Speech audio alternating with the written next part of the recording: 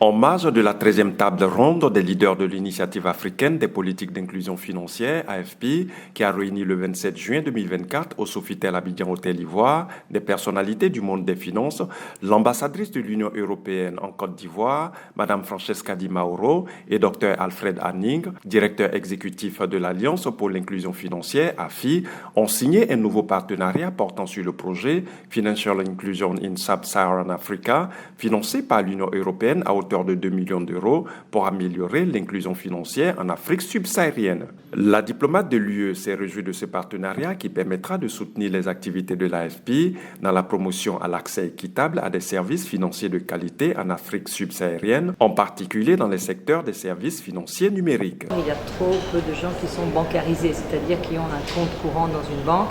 et qui, évidemment, ce qui veut dire qu'ils n'ont pas accès au financement des banques, notamment pour leur petite entreprise, pour avoir des prêts. Donc dans ce cadre, nous avons signé un projet, un accord de 2 millions d'euros. Donc nous allons financer à hauteur de 2 millions un projet avec AFI, donc l'Alliance pour l'inclusion financière, pour permettre justement un dialogue entre les banques centrales qui sont celles qui font les règles par rapport au système financier, le secteur privé, donc le secteur des banques, pour voir comment améliorer l'accès au financement, notamment des jeunes et des femmes,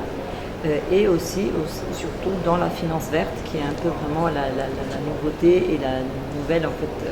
possibilité et opportunité d'obtenir des prêts intéressants. Pour sa part, le directeur exécutif de l'AFI a souligné que les décisions visant à booster l'inclusion financière doivent être contextualisées dans leur mise en œuvre. La ministre de l'Économie, du Plan et du Développement, Kabanyale, représentant le ministre des Finances et du Budget, Adama Coulibaly, a souligné l'importance de ces assises qui jettent un regard sur le rôle des régulateurs financiers dans la création d'emplois en Afrique. Au regard de ce défi de financement des PME,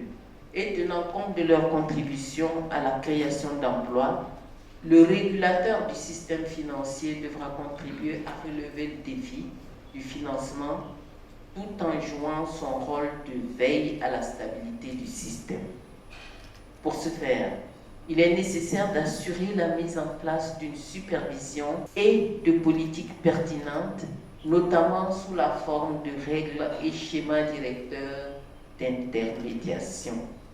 Ce projet, qui s'étendra sur 2 ans, vise à stimuler la croissance économique de l'Afrique, promouvoir le développement du secteur privé et la création d'emplois décents et mobiliser des investissements durables dans des secteurs clés.